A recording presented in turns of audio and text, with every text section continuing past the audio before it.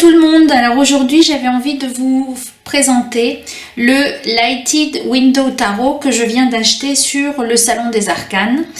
Je l'avais vu, il me semble, sur la chaîne de Sophie dans un vlog. Et sinon j'en ai vu la présentation un peu plus détaillée sur le tarot de Mika. Au début, j'ai beaucoup aimé les arcanes majeures, mais je n'ai pas aimé les arcanes mineures parce que c'était des arcanes non illustrés et que ça me plaisait pas trop. Et finalement, en le revoyant, j'ai trouvé que les arcanes mineures, même non illustrées, eh bien, elles étaient très parlantes. Donc j'ai décidé de l'acheter parce qu'il me plaît vraiment beaucoup et je trouve que certaines illustrations peuvent être rapprochées du How to Be, enfin de l'oracle, et puis voilà, c'est exactement, c'est les couleurs, j'aime beaucoup les couleurs de ces illustrations. Le tarot est très beau, donc voilà le dos, vous avez des tranches dorées mais mates. Et donc on va en commencer la présentation. Donc voilà la boîte. Il y a un petit livret.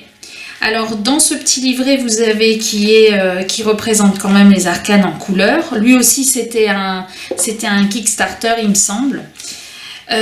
Donc vous avez à chaque fois la définition de la carte, les mots-clés. Vous avez une définition, un petit conseil, et vous avez les thèmes et les symboles des cartes. Alors comme je n'avais pas la définition de l'auteur, je ne vais pas pouvoir vous présenter le jeu comme je le présente habituellement avec la signification des représentations sur la carte. Par contre, je vais m'inspirer de ce que l'auteur a mis sous thème et symboles pour vous expliquer les symboles qui sont un peu différents des autres jeux sur les cartes, sur ces cartes-là. Donc on va commencer tout de suite. Donc là on a la carte du fou, où l'auteur nous indique que les roses sauvages qu'il a représentées, elles sont là pour représenter la vie, la résilience, l'énergie positive et l'optimisme, que le soleil qui est représenté, eh bien c'est pour représenter le commencement, la clarté, la nouvelle naissance, et l'horizon qu'on voit, c'est pour l'espoir, les rêves et l'aventure. Donc ça représente bien la carte du fou, qui est une invitation à incarner l'énergie du fou et à faire le saut malgré les dangers qu'on perçoit à l'horizon. La carte du magicien, donc là on a les quatre représentations, donc on a des allumettes pour les bâtons, des tasses pour les coupes, des épées, et les deniers sont représentés par des fleurs.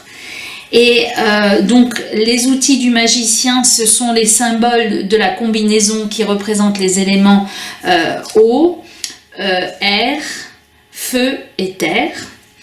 Comme à l'intérieur et à l'extérieur, ce qui est créé, c'est la raison pour laquelle l'auteur a mis des mains, une main vers le haut, une main vers le bas,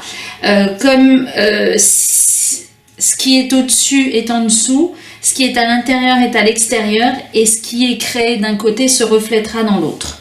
Et le numéro 1 bien représente les débuts. Ensuite, la magicienne, donc la grande prêtresse. Donc là, on a un certain nombre de livres qui représentent la connaissance, la mémoire, la sagesse divine. On a une pleine lune derrière qui représente les cycles naturels et l'inconscient. Et on a les grenades qui font référence à Perséphone, à l'équilibre entre l'obscurité et la lumière, et à l'abondance et à la fertilité. Ensuite, on a l'impératrice qui a l'air très bien dans sa chaise au milieu de toutes ces fleurs avec ce petit lapin blanc. Lapin blanc qui représente la renaissance et le renouveau, la bonne fortune et l'énergie ludique. Le jardin, c'est une manifestation qui invite à s'occuper de son propre jardin dans la vie, prendre du temps pour soi et pour ses proches. Et le soleil qui représente la fertilité, la guérison, le rajeunissement, la passion et la créativité. l'empereur. Alors celui-là, je l'aime bien. Je sais pas pourquoi. Je trouve qu'il a, on dirait un nain dans Alice, dans Blanche-Neige. Mais pourtant, il n'est pas nain, mais bon. Donc là, on a cet arbre qui représente l'héritage, la force et la résilience. Les champignons qui sont représentés là, eh bien, le sont pour la longévité, la santé et la transformation. Et les petites lucioles qu'on voit, c'est la lumière intérieure, la sagesse et la découverte de soi. Et cette carte vous invite à accepter plus de responsabilités et à jouer le rôle pour lequel vous avez été conçu et à vous lancer un défi. Ensuite, la carte du hiérophant. Donc, celle-là, je la trouve vraiment très belle. J'aime beaucoup les couleurs. Et puis, l'ambiance reposante de ce personnage qui est seul au milieu du désert avec son feu. Donc là, l'auteur a voulu représenter le cosmos pour représenter la sagesse ancienne, la divinité. Et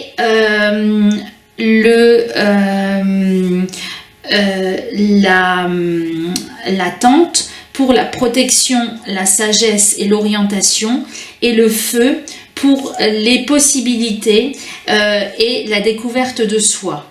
Et là, on vous invite à défier votre réalité actuelle, à désapprendre et à construire vos systèmes de croyances. La carte des amoureux. Donc, les algues et la forêt marine représentent l'inconscient, la résistance à embrasser votre moi authentique et les profondeurs cachées.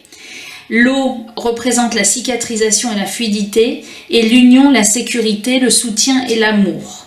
Et là, elle vous invite à évaluer ce qui pèse sur votre cœur pour vérifier les relations et les choix que vous faites pour donner la priorité aux choses que vous aimez et mettre votre soi authentique en avant.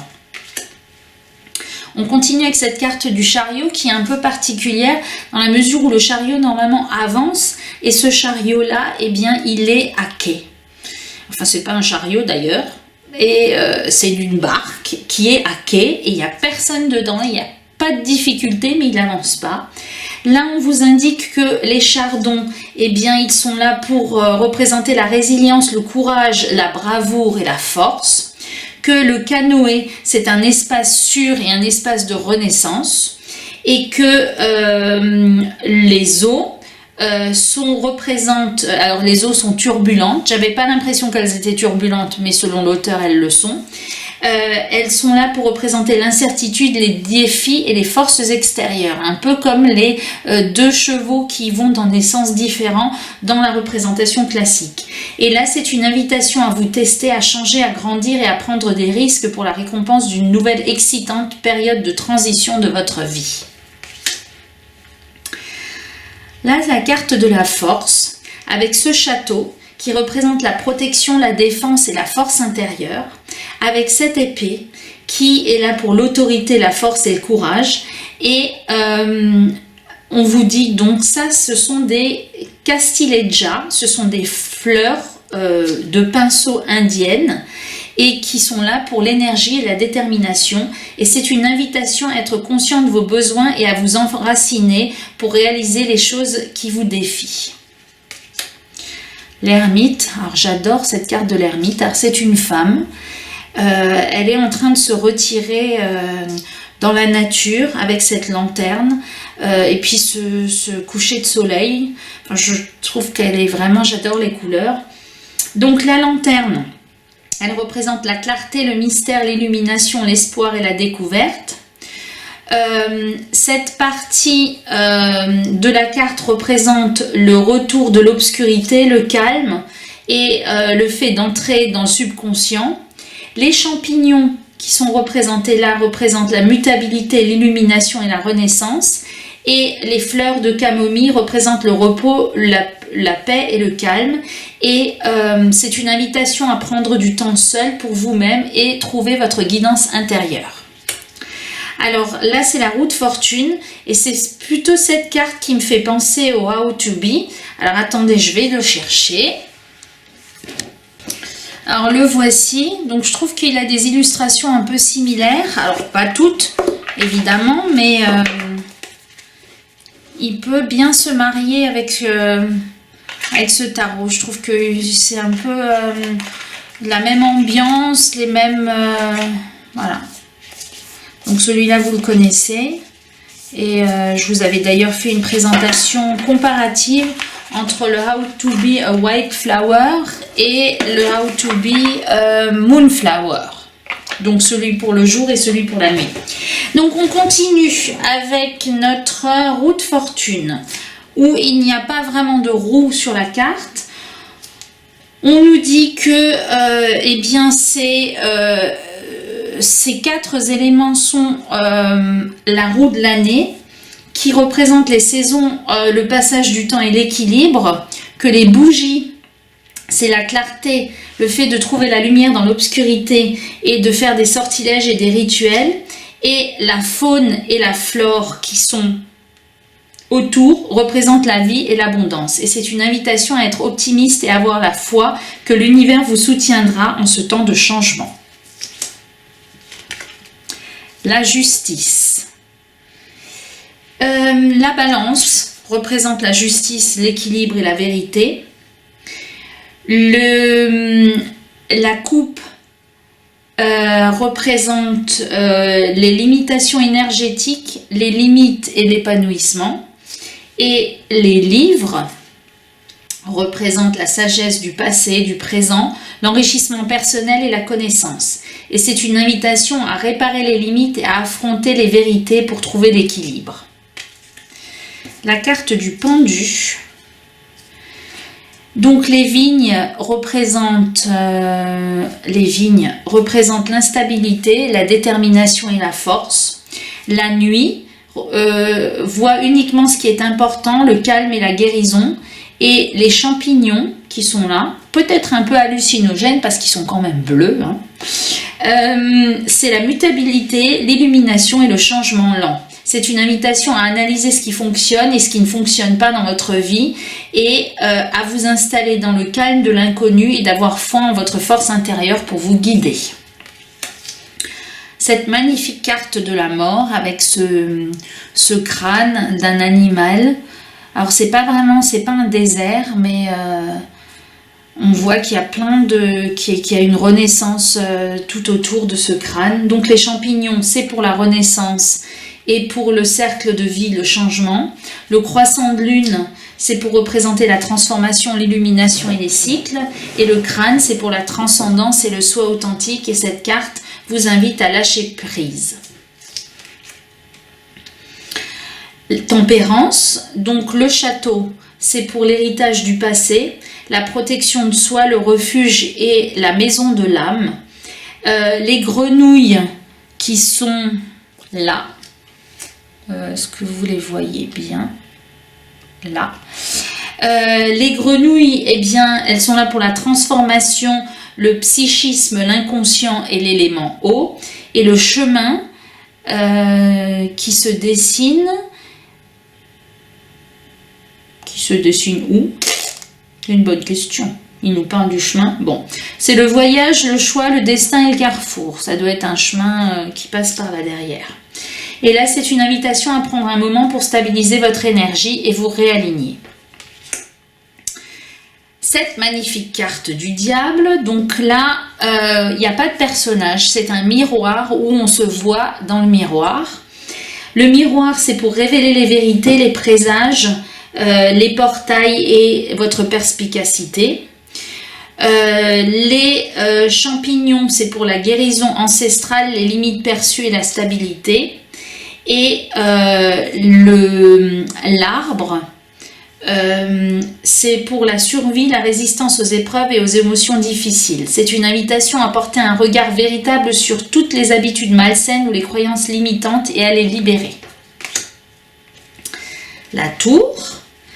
Donc la tour représente les ambitions, les objectifs, les fondations surtout celles qui sont fragiles. La foudre représente la destruction, l'illumination, la clarté et le chaos momentané. Le fait que ce personnage tombe, eh bien, c'est une représentation de la motivation, des décisions qui changent la vie et le nettoyage. Et l'étoile polaire, c'est l'espoir, les conseils, la direction. C'est une invitation à tout brûler au sol et à partir de zéro. Essayez l'ardoise de ce qui ne vous sert plus, même quand ça fait mal, de lâcher prise. L'étoile. Donc là, la carte me fait penser à une carte de l'extension du tarot. Le nom ne me revient plus. Où il y a un petit ours qui est représenté sur la carte de l'extension. Le tarot, c'est celui qui est dans une pochette bleue. Bon, ça va me revenir. Donc la carte de l'étoile. L'étoile, c'est pour la guidance cosmique, l'espoir, le chemin du retour et le soi supérieur. La cabine, il appelle ça une cabine, mais c'est la maisonnette. C'est le foyer, le confort, le repos. Et le fait que la fenêtre soit éclairée, c'est pour l'espoir, le sursis, la sécurité et le potentiel. C'est une invitation à restaurer vos énergies créatives avec repos et confort. La lune. Donc la lune, eh bien, c'est l'intuition, la métamorphose, l'éphémère. Les roseaux qui sont représentés, c'est la protection, l'abri et le naturel. Et la rivière, c'est la divinité, le flux et la liberté. C'est une invitation à explorer les profondeurs en soi et comprendre qu'il est temps de faire une pause pour vous faire confiance et soutenir votre intuition. Le soleil. Les signes représentent l'éveil de soi, la beauté intérieure, l'estime de soi, la grâce et l'esprit. Les algues, la résistance à embrasser votre moi authentique, vos profondeurs cachées. Et le lac, c'est la guérison, la fluidité, le donneur de vie, la réflexion et le miroir.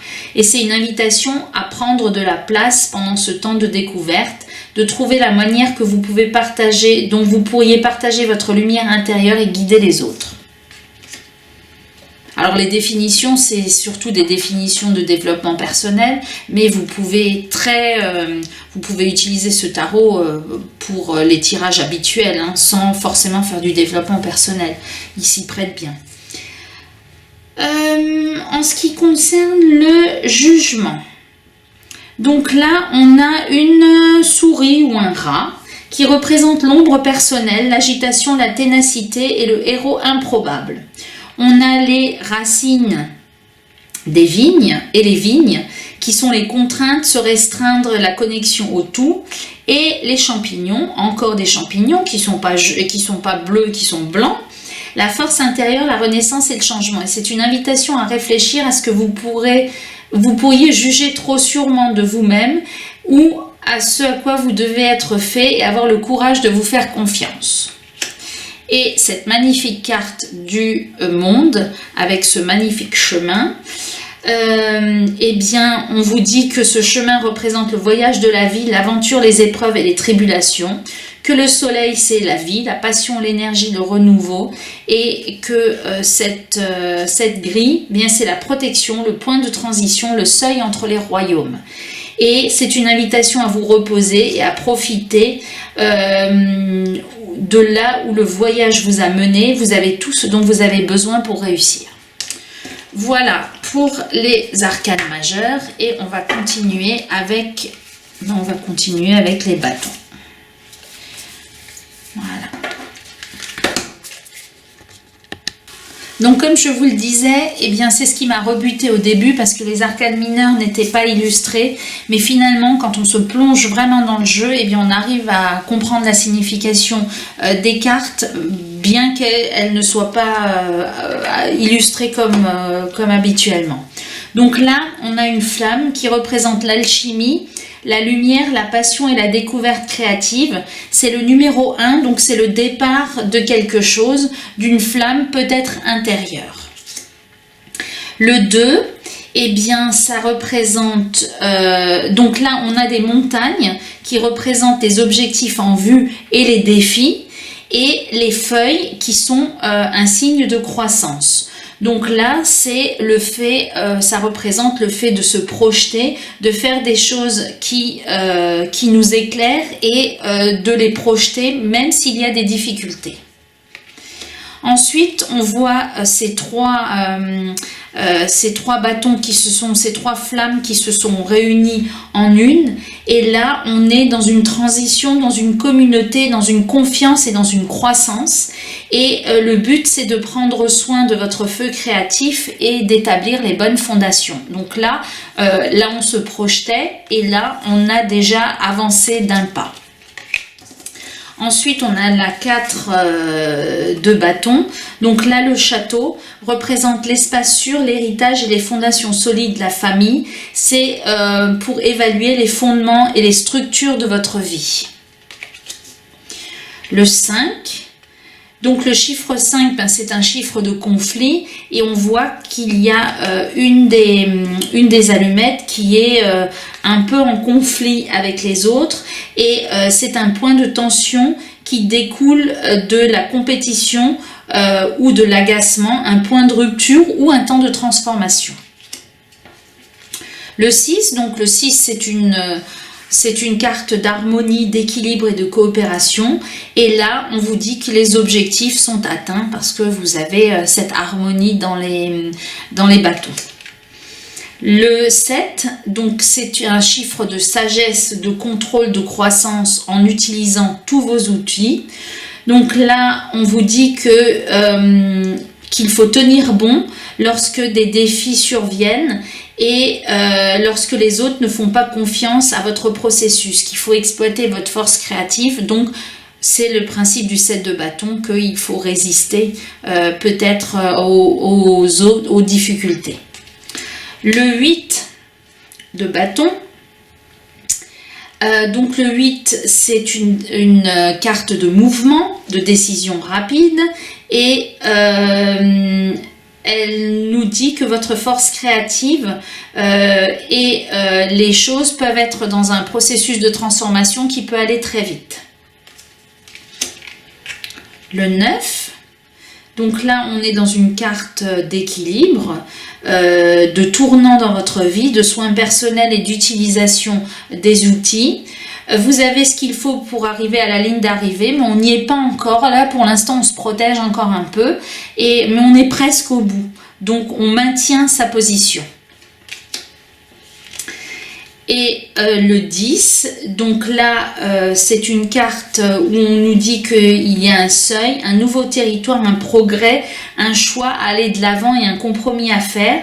Et pour commencer une nouvelle création, vous devez d'abord abandonner les anciens projets. C'est peut-être pour ça que tous les bâtons se sont rassemblés en une seule flamme, pour abandonner ce qui était ancien, pour alléger la charge, pour représenter, pour que chacun n'ait plus une flamme à porter, mais qui est une flamme commune à tous les bâtons, pour alléger la charge et pour atteindre de nouveaux sommets. Ensuite, on a ce magnifique page de bâton. Donc là, la bougie, elle représente la lumière directrice, l'inspiration, l'illumination et l'esprit lumineux. Et les branchages représentent l'intuition, les désirs, la foi aveugle et la détermination. On vous invite à commencer un nouveau voyage créatif sans charge et vous êtes prêts pour de nouvelles expériences. Le cavalier de bâton, donc la lanterne représente l'illumination, le mystère, l'espoir et l'aventure. Et il s'agit d'un temps pour être vulnérable et explorer votre flamme intérieure. La reine de bâton, eh bien, les fleurs de tournesol représentent la chaleur, l'éclat, l'inspiration et l'énergie éclatante. C'est un mélange entre une artiste et une sorcière, et une force intérieure et puissante pour faire éclore votre énergie créatrice. Et on finit avec ce roi de bâton. Le brasier, il est là pour attiser et alimenter le feu de la passion, de la chaleur et de la vitalité. Et vous pouvez voir vos réalisations et savoir de quoi vous êtes capable. Voilà pour les bâtons. et on continue avec les coupes. Alors, voilà. Donc, avec l'as de coupe, on nous dit que cette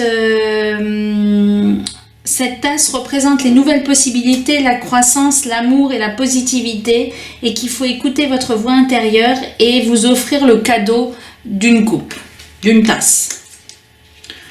Le 2, avec cette fumée cette fumée commune entre les deux tasses. Donc là, on vous parle d'équilibre et de croissance. Vous êtes digne d'amour et de connexion. Poursuivre des relations synergiques mutuellement bénéfiques avec des valeurs partagées doit être votre but. Le 3 de coupe. Donc là, les couronnes représentent l'interconnectivité, l'unité, le rassemblement et l'étreinte. Et elle vous invite à voir la belle création qui est possible lorsque les gens se soutiennent. Le 4, donc là on a des branches qui bloquent le chemin pour signifier les délais et pour vous inviter à suivre votre intuition. Votre coupe est pleine, il est important de renforcer les limites et d'apprendre quand dire oui. Le 5 de coupe, la lune représente la croissance, l'illumination et la sagesse, et la rivière représente les émotions, le flux et la libération. Et les émotions sont trop intenses. D'ailleurs, vous avez 3 coupes qui sont cassées et qui laissent couler de l'eau, et vous avez 2 coupes qui sont encore pleines.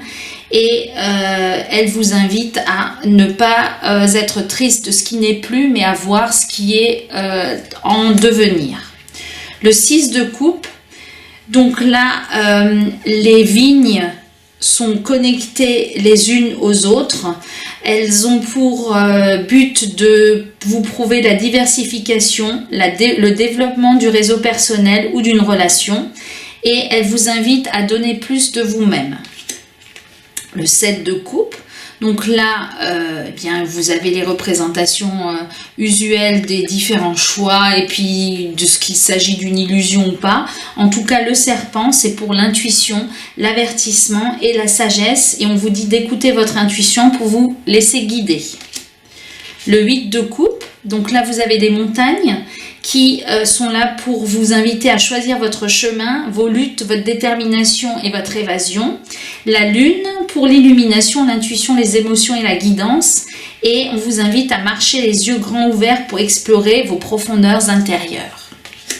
Le 9 de coupe, donc qui est une carte de bonheur. Les étoiles, eh bien, représentent le soi authentique, la lumière directrice, la réalisation. Et on vous dit que poursuivre vos véritables désirs et satisfactions pour renforcer vos limites et vos sens de soi, qu'il est bien de choisir ce dont vous avez besoin pour prospérer. Le 10 de coupe, avec ces coupes qui sont sous cet arc-en-ciel. Donc l'arc-en-ciel, c'est l'acceptation, l'amour, l'espoir, la beauté après la tempête. Et le nombre 10, c'est la fin de cycle, le nouveau départ. Et on vous invite à vous élargir dans ce nouveau niveau de force intérieure durement gagné. Ensuite, vous avez le page de coupe. Donc la théière, elle représente les moments précieux, le ralentissement, le sentiment d'appartenance et la chaleur. Il est temps d'avoir un esprit ouvert et curieux. Le cavalier de coupe, donc vous avez noté qu'il y a rarement des personnages, à part les personnages de cour, et les pages ne sont, il me semble, jamais représentés par des personnages.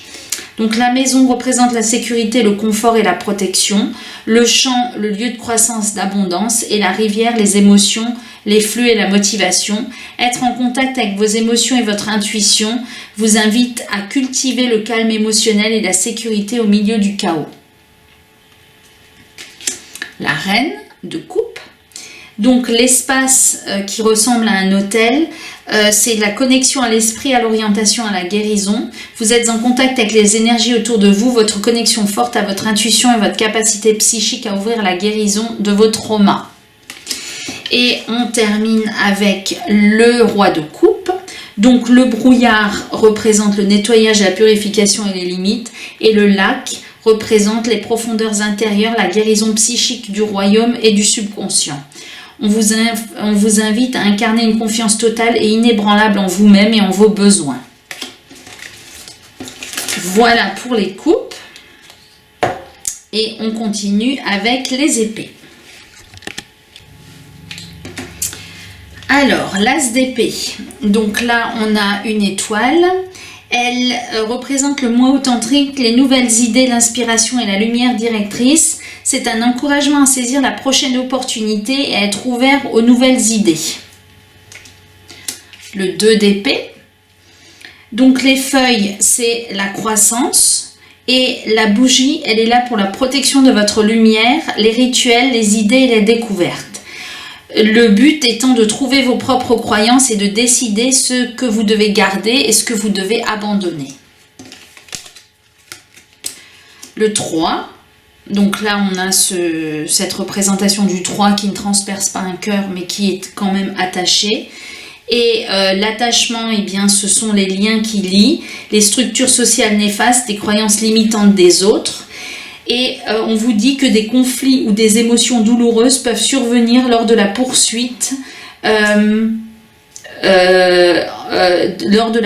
de vos besoins de base. Mais vous n'avez pas à avoir peur, il faut exploiter votre courage. Le 4 d'épée. Les bougies représentent la croissance personnelle, l'illumination, et on vous invite à déposer votre épée pour vous reposer.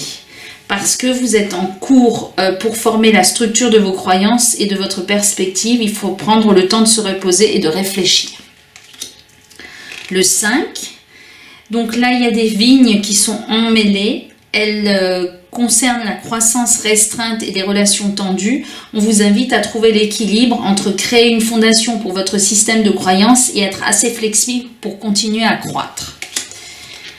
Le 6 d'épée, donc là on a les étoiles qui représentent le partage de la lumière, la source d'énergie et les nouvelles inspirations. Et on a les arbustes qui représentent la communication, la connexion des contraires et des territoires inexplorés. Et on vous invite à être ouvert au partage et à recevoir de nouvelles idées. Le 7, donc là il s'agit d'un focus unique sur d'une épée sur la lumière. C'est la seule qui n'est pas dans le sens, qui n'est pas vers le haut. Et là, on vous dit que c'est une volonté forte de ne pas voir l'ensemble du tableau, qu'il y a quelque chose que vous voulez et votre volonté et votre pouvoir s'alignent en une concentration comme un couteau pour l'obtenir. Alors parfois je ne comprends pas toutes les définitions, bon je ne les ai pas regardées en détail, mais ça représente bien le 7 d'épée parce que il est en dehors des autres, il ne va pas dans la même direction et il ne veut pas la même chose non plus.